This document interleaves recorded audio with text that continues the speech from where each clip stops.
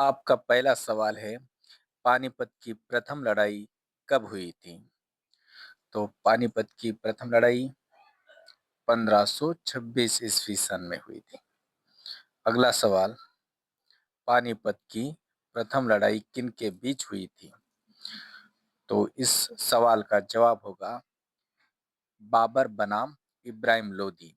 पानीपत की प्रथम लड़ाई बाबर और इब्राहिम लोदी के बीच हुई थी।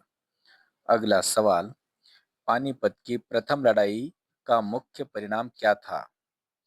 तो इसका सही जवाब है मुगल साम्राज्य की स्थापना। पानीपत की प्रथम लड़ाई में बाबर ने इब्राहिम लोदी को हराकर मुगल साम्राज्य की स्थापना की थी। अगला सवाल, पानीपत की प्रथम लड़ाई में बाबर ने किस युद्ध तकनीक का प्रयोग किया था? तो प्रथम पानीपत की जो लड़ाई हुई थी उसमें बाबर ने तुरुगमा पद्धति का इस्तेमाल किया था। आगे चलते हैं। पानीपत की द्वितीय लड़ाई कब हुई थी? तो पानीपत की द्वितीय लड़ाई हुई थी 1556 ईस्वी में। पानीपत की पहली लड़ाई हुई थी 1526 ईस्वी में और दूसरी लड़ाई हुई थी 1556 ईस्वी में। अगला सवाल, द्वितीय पानीपत युद्ध किन के बीच हुआ था? तो द्वितीय पानीपत युद्ध हुआ था अकबर बनाम हेमू। अगला सवाल, द्वितीय पानीपत युद्ध के समय अकबर की उम्र कितनी थी? तो द्वितीय पानीपत युद्ध के समय अकबर की आयु थी 13 वर्ष। अगला सवाल, पानीपत की तीसरी लड़ाई कब हुई थी? तो इसका जवाब होगा 1761 ईस्वी में। पानीपत की तीसरी लड़ाई 1761 ईस्वी में हुई थी। पानीपत की पहली लड़ाई 1526 ईस्वी में, दूसरी लड़ाई 1556 ईस्वी में और तीसरी लड़ाई 1761 ईस्वी में। अगला सवाल, तृतीय पानीपत युद्ध किन के बीच लड़ा गया था? तो तृतीय पानीपत युद्ध लड़ा गया था मराठा और अहमद शाह अब्दाली के बीच में। अगला सवाल, अहमद शाह अब्दाली किस देश का शासक था? तो अहमद शाह अब्दाली अफगानिस्तान का शासक था। अगला सवाल, तृतीय पानीपत युद्ध में मराठों का नेतृत्व कौन कर रहा था? तो तृतीय पानीपत युद्ध में सदाशिवराव भाऊ मराठाओं की ओर से नेतृत्व कर रहे थे। अगला सवाल, पानीपत की लड़ाइयाँ किस राज्य में लड़ी गई? तो पानीपत की लड़ाइयाँ हरियाणा स्टेट में लड़ी गई।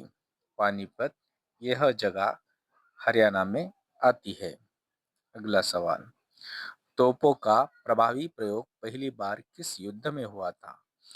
तो भारत में तोपों का प्रभावी उपयोग सर्वप्रथम प्रथम पानीपत युद्ध में हुआ था, जहां पर यह प्रयोग बाबर द्वारा किया गया था और इस युद्ध में प्रथम युद्ध में बाबर ने इब्राहिम लोदी को हराकर मुगल साम्राज्य की स्थापना की थी।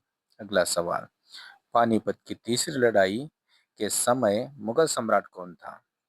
जब पानीपत की तीसरी लड़ाई हो रही थी जिसमें मराठा और अहमद शाह अब्दाली आमने सामने थे, उस समय शाह आलम द्वितीय मुगल सम्राट था।